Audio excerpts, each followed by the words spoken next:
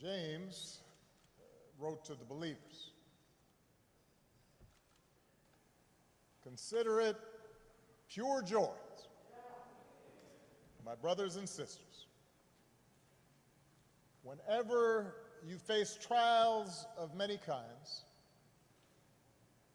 because you know that the testing of your faith produces perseverance. Let perseverance finish its work, so that you may be mature and complete, lacking nothing." It is a great honor to be back in Ebenezer Baptist Church, in the pulpit of its greatest pastor, Dr. Martin Luther King Jr., to pay my respects to perhaps his finest disciple, an American whose faith was tested again and again to produce a man of pure joy and unbreakable perseverance, John Robert Lewis. To those who have spoken, to Presidents Bush and Clinton, Madam Speaker, Reverend Warnock, Reverend King, John's family, friends, his beloved staff, Mayor Bottoms, I've come here today because I, like so many Americans, owe a great debt to John Lewis and his forceful vision of freedom. You know, this country is a constant work in progress. We're born with instructions to form a more perfect union. Explicit in those words is the idea that we're imperfect, that what gives each new generation purpose is to take up the unfinished work of the last and carry it further than any might have thought possible. John Lewis, first of the Freedom Riders, head of the Student Nonviolent Coordinating Committee, youngest speaker at the March on Washington, leader of the march from Selma to Montgomery, member of Congress representing the people of this state and this district for 33 years, mentor to young people, including me at the time,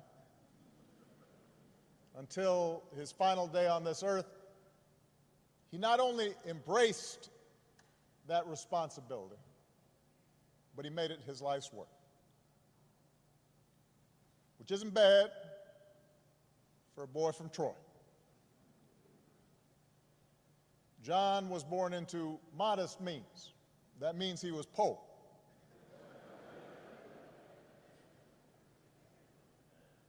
In the heart of the Jim Crow South, to parents who picked somebody else's cotton. Apparently, he didn't take to farm work.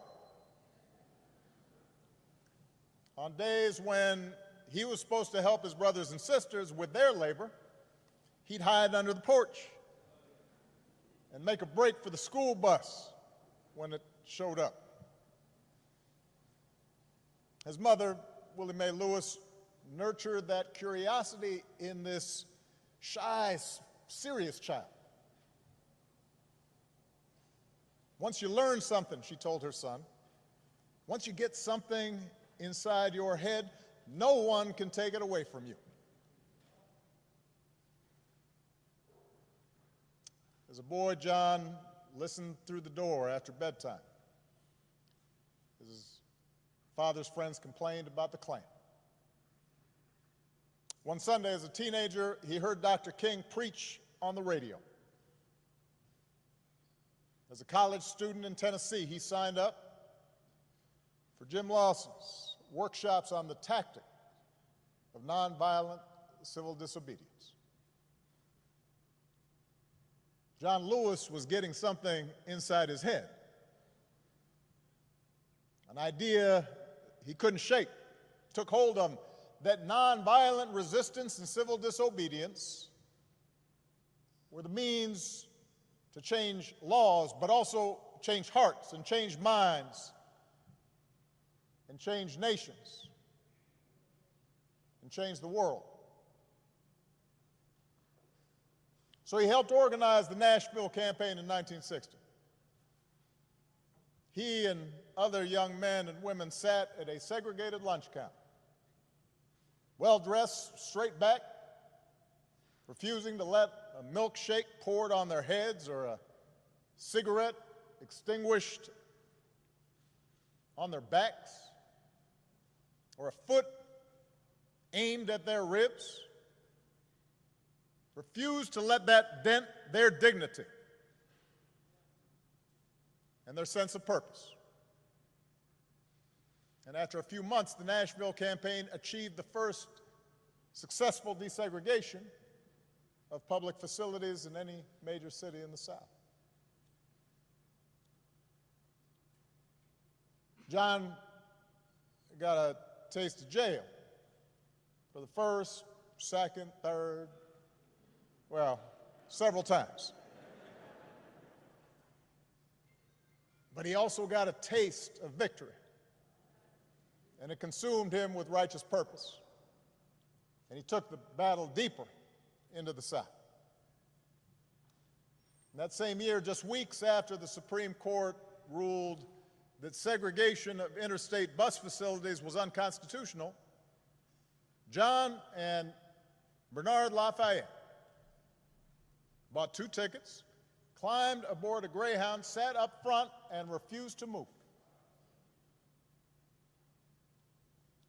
This was months before the first official freedom rides. He was doing a test. Trip was unsanctioned. Few knew what they were up to. And at every stop through the night, apparently the angry driver stormed out of the bus and into the bus station. And John and Bernard had no idea what he might come back with or who he might come back with.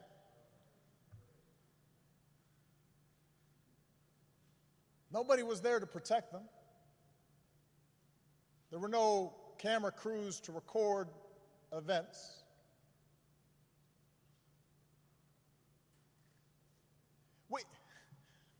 Sometimes, Rev, we read about this and we kind of take it for granted, or at least we act as if it was inevitable. Imagine the courage of 2 people Malia's age, younger than my oldest daughter, on their own, to challenge an entire infrastructure of oppression. John was only 20 years old, but he pushed all 20 of those years to the center of the table, betting everything, all of it, that his example could challenge centuries of convention and generations of brutal violence and countless daily indignities suffered by African Americans. Like John the Baptist preparing the way, like those Old Testament prophets speaking truth to kings. John Lewis did not hesitate, and he kept on getting on board buses and sitting at lunch counters, got his mugshot taken again and again, marched again and again on a mission to change America.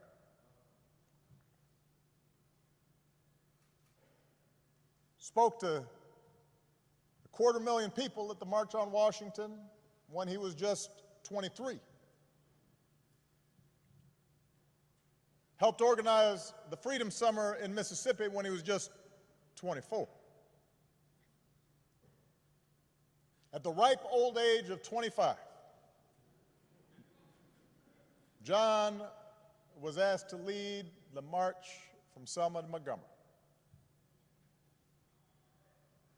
He was warned that Governor Wallace had ordered troopers to use violence.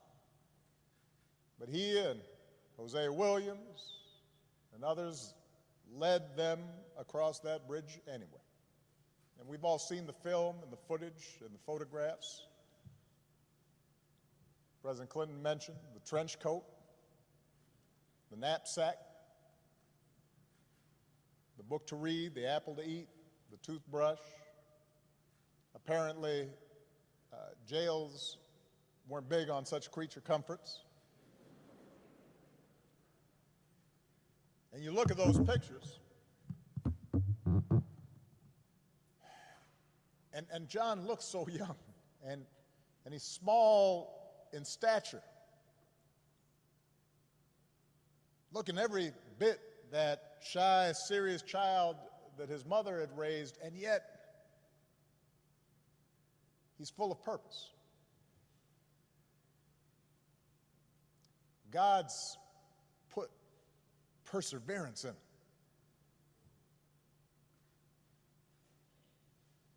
And we know what happened to the marchers that day.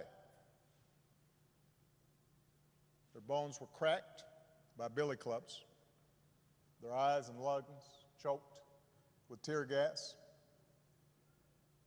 They knelt to pray, which made their heads easier targets. And John was struck in the skull, and he thought he was going to die. Surrounded by the sight of young Americans gagging and bleeding and trampled. Victims in their own country of state-sponsored violence. And the thing is, I imagine initially that day, the troopers thought they'd won the battle.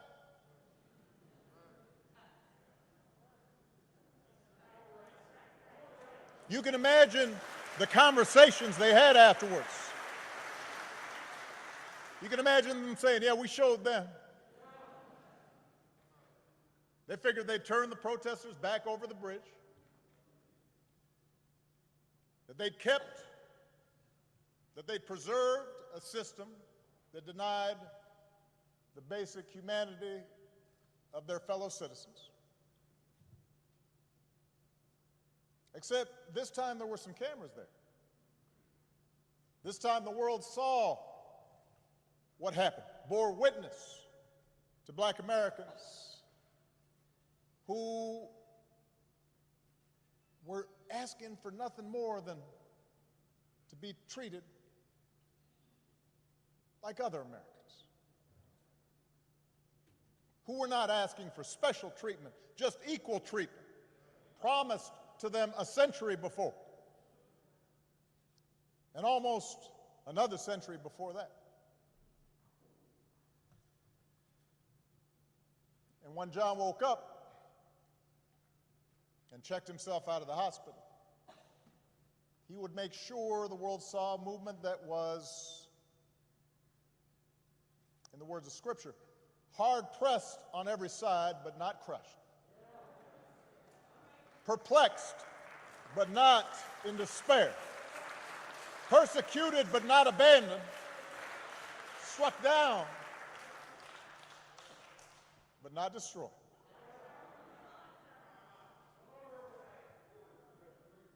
So he returned to Brown Chapel, a battered prophet, bandages around his head. And he said, more marchers will come now. And the people came. and the troopers parted, and the marchers reached Montgomery, and their words reached the White House. And Lyndon Johnson, son of the South, said, "We shall overcome." And the Voting Rights Act was signed into law. The life of John Lewis was in so many ways exceptional. It vindicated the faith in our founding, redeemed that faith. That most American of ideas, the idea that any of us, ordinary people without rank or wealth or title or fame, can somehow point out the imperfections of this nation and come together and challenge the status quo and decide that it is in our power to remake this country that we love until it more closely aligns with our highest ideals. What a radical idea. What a revolutionary notion, this idea that any of us, ordinary people, a young kid from Troy, can stand up to the powers and principalities and say, "No, this isn't right, this isn't true, this isn't just. We can do better." On the battlefield of justice, Americans like John, Americans like Reverends Lowry and C.T. Vivian, two other patriots that we lost this year, liberated all of us that many Americans came to take for granted. America was built by people like them. America was built by John Lewis's.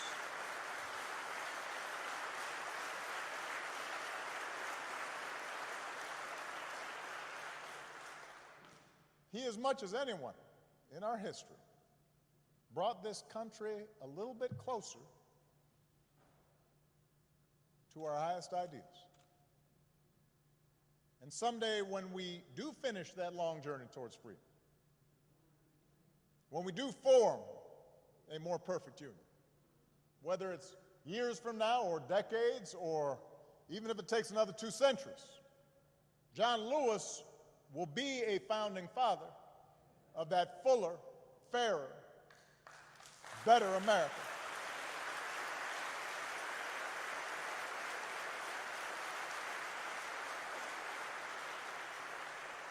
And yet, as exceptional as John was, here's the thing: John never believed that what he did was more than any citizen of this country can do. I mentioned in the statement the day John passed, the thing about John was just how gentle and humble he was.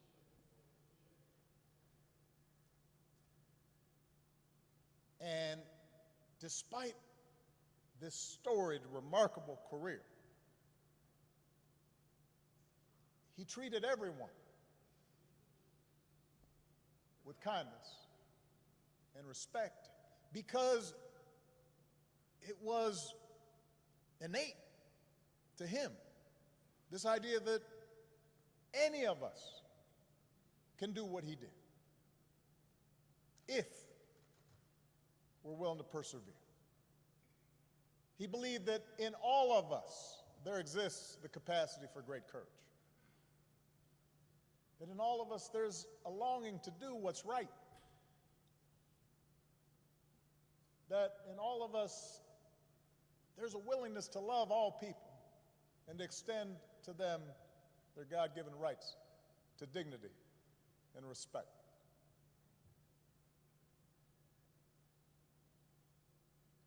So many of us lose that sense. It's taught out of us. We start feeling as if, in fact, we can't afford to extend kindness or decency to other people. That we're better off if we're above other people and looking down on them.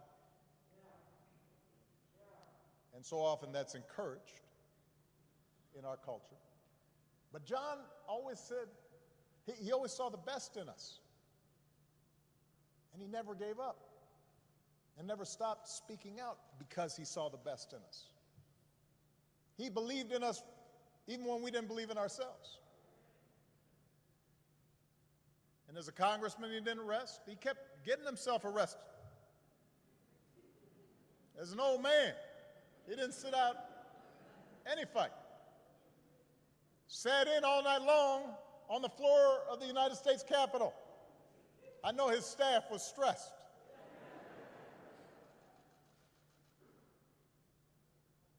But the testing of his faith produced perseverance. He knew that the march is not over, that the race is not yet won, that we have not yet reached that blessed destination where we are judged by the content of our character. He knew from his own life that progress is fragile, that we have to be vigilant against the darker currents of this country's history, of our own history, with their whirlpools of violence and hatred and despair that can always rise again. Bull Connor may be gone, but today we witness with our own eyes police officers kneeling on the necks of black Americans. George Wallace may be gone, but we can witness our federal government sending agents to use tear gas and batons against peaceful demonstrators.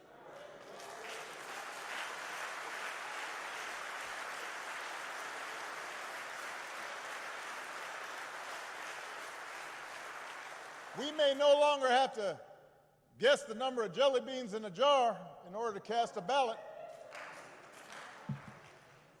But even as we sit here, there are those in power who are doing their darndest to discourage people from voting by closing polling locations and targeting minorities and students with restrictive ID laws and attacking our voting rights with surgical precision, even undermining the Postal Service in the run-up to an election that's going to be dependent on mail-in ballots so people don't get sick.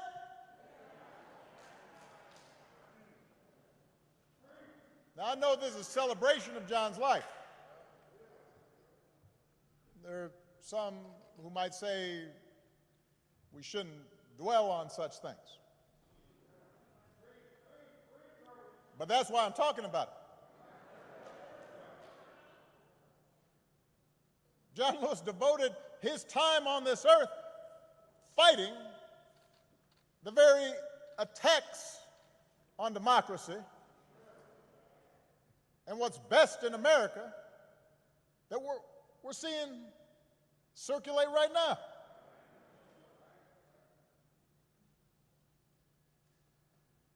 He knew that every single one of us has a God-given power, and that the fate of this democracy depends on how we use it. That democracy isn't automatic.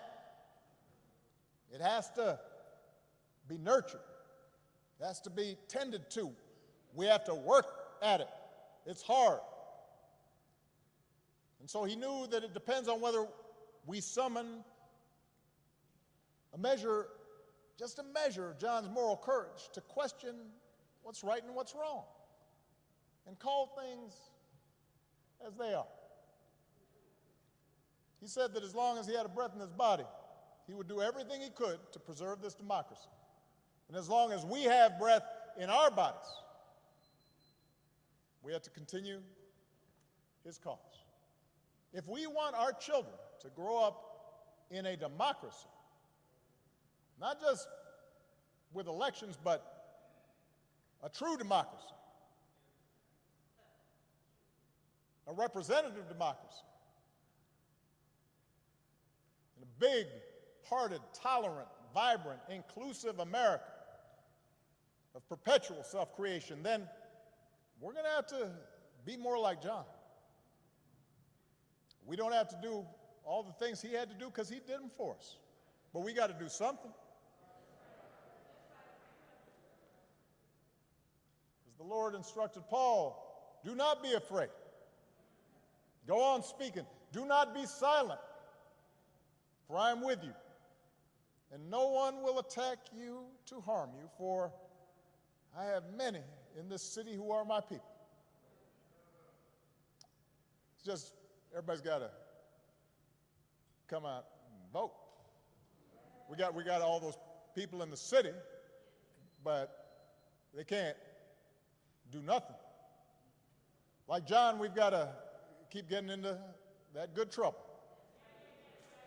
He knew that nonviolent protest is patriotic, a way to raise public awareness and put a spotlight on injustice and make the powers that be uncomfortable. Like John, we don't have to choose between protests and politics. It's not an either-or situation. It's a both-and situation. We have to engage in protests where that's effective, but we also have to translate our passion and our causes into laws, institutional practices.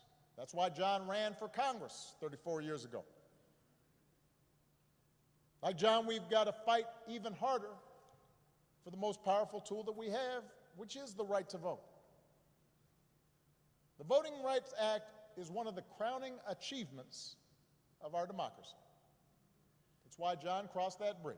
It's why he spilled his blood. And by the way, it was the result of Democratic and Republican efforts. President Bush, who spoke here earlier, and his father signed its renewal when they were in office.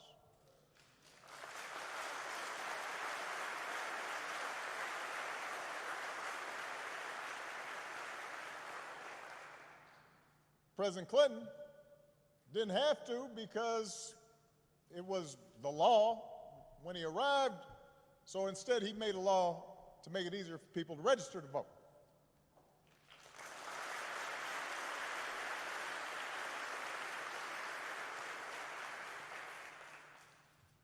But once the Supreme Court weakened the Voting Rights Act, some state legislators unleashed a flood of laws designed specifically to make voting harder, especially, by the way, state legislators where there's a lot of minority turnout and population growth. That's not necessarily a mystery or an accident.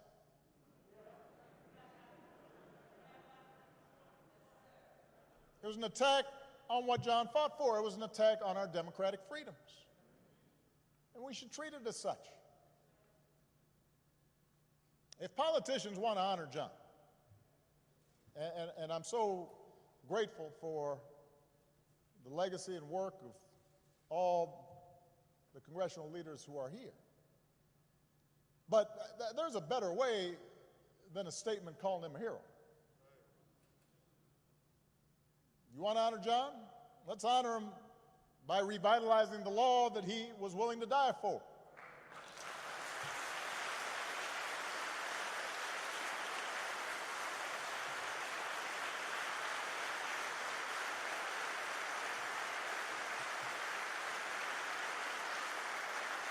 And by the way,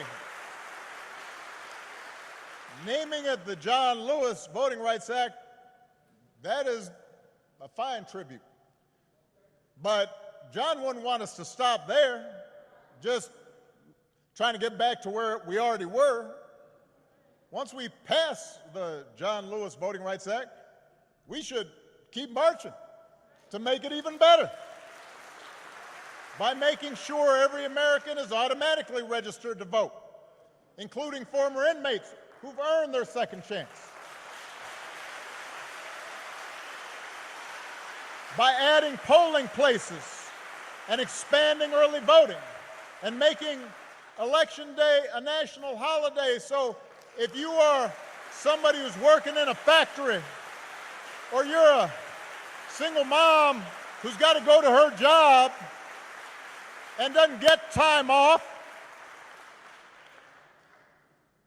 you can still cast your ballot by guaranteeing that every American citizen has equal representation in our government, including the American citizens who live in Washington, D.C. and in Puerto Rico. They're Americans.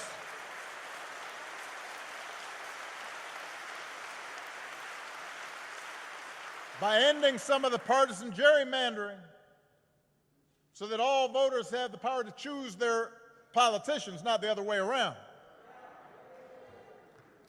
And if all this takes eliminating the filibuster, another Jim Crow relic, in order to secure the God-given rights of every American, then that's what we should do. Now,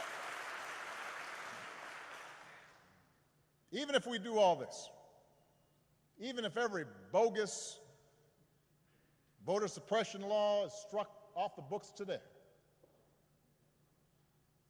we've got to be honest with ourselves that too many of us choose not to exercise the franchise. Too many of our citizens believe their vote won't make a difference, or they buy into the cynicism that, by the way, is the central strategy of voter suppression, to make you discouraged, to stop believing in your own power. So we're also going to have to remember what John said. If you don't do everything you can do to change things, then they will remain the same. You only pass this way once. You have to give it all you have. As long as young people are protesting in the streets, hoping real change takes hold, I'm hopeful, but we can't casually abandon them at the ballot box. Not when few elections have been as urgent on so many levels as this one. We can't treat voting as an errand to run if we have some time. We have to treat it as the most important action we can take on behalf of democracy. Like John, we have to give it all we have.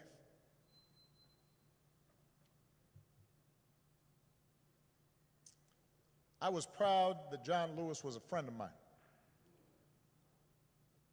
I met him when I was in law school. He came to speak. And I went up and I said, Mr. Lewis, you are one of my heroes.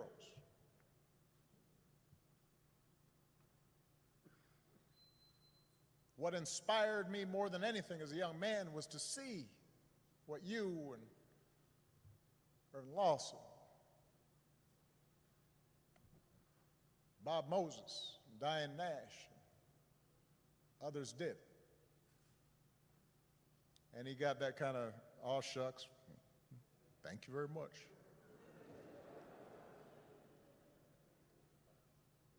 Next time I saw him, I'd been elected to the United States Senate. And I told him, John, I'm here because of you.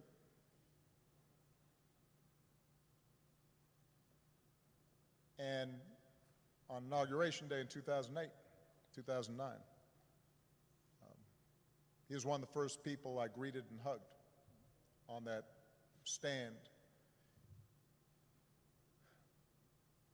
And I told him,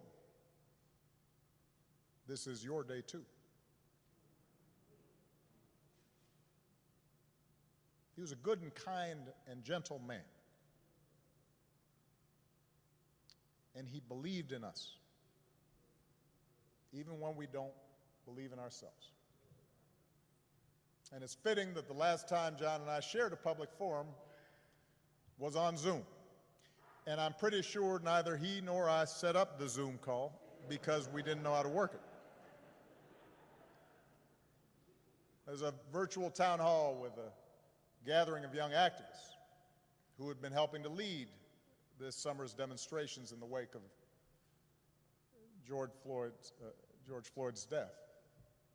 And afterwards, I spoke to John privately, and he could not have been prouder to see this new generation of activists standing up for freedom and equality, a new generation that was intent on voting and protecting the right to vote. In some cases, a new generation running for political office. And I told him, all those young people, John, of every race and every religion, from every background and gender and sexual orientation, John, those are your children. They learned from your example, even if they didn't always know it. They had understood through him what American citizenship requires, even if they'd only heard about his courage through the history books. By the thousands, faceless, anonymous, relentless young people, black and white, have taken our whole nation back to those great wells of democracy which were dug deep by the founding fathers in the formulation of the Constitution and the Declaration of Independence. Dr. King said that in the 1960s, and it came true again this summer. We see it outside our windows in big cities and rural towns, in men and women, young and old, straight Americans and LGBTQ Americans, blacks who long for equal treatment, and whites who can no longer accept freedom for themselves while witnessing the subjugation of their fellow Americans.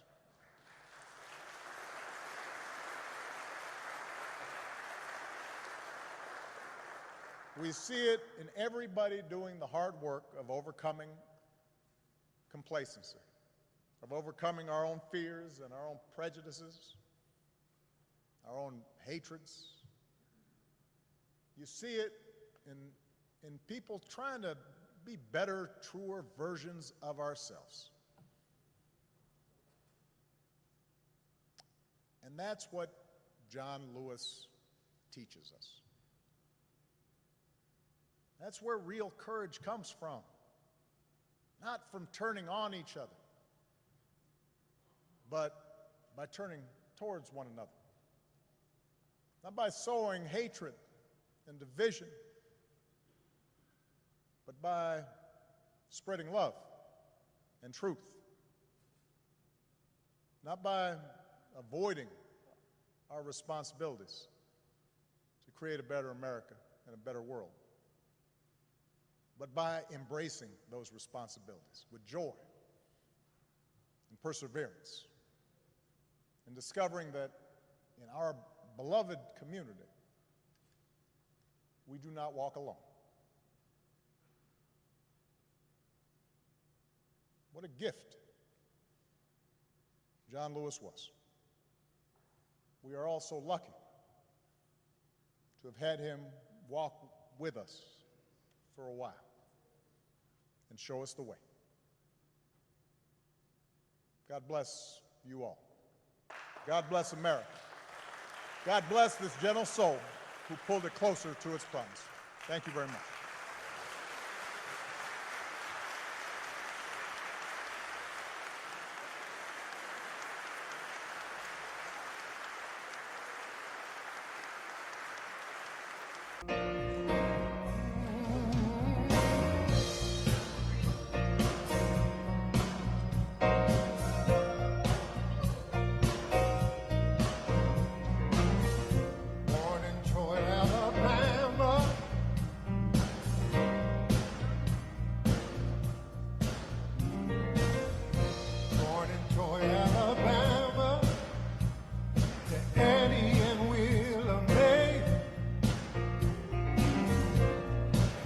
Prophets working in the heat of the day. Yes, they were. He knew there was much more, so he asked the Lord to show. Yes, he did. All he achieved in his life, we already know. That he was there when you called in a hurry. Tell you the truth, don't you worry.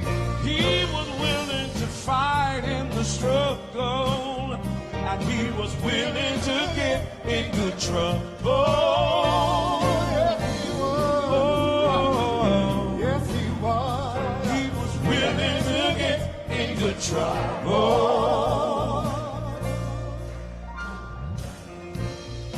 He took on the wrongs of this world, like civil and voting rights. No matter the problems he faced, he kept his eyes on the prize.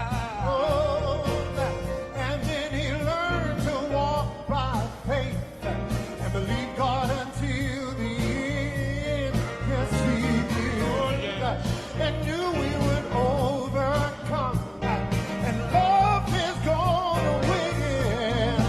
He was there when you called, don't you worry. He tell the truth in a hurry. He was willing to fight for the struggle and willing to get into trouble. Yes, he was. Oh, Yes, he was. willing to get into trouble. And as you put on your robe to go home, we will continue the fight and be strong.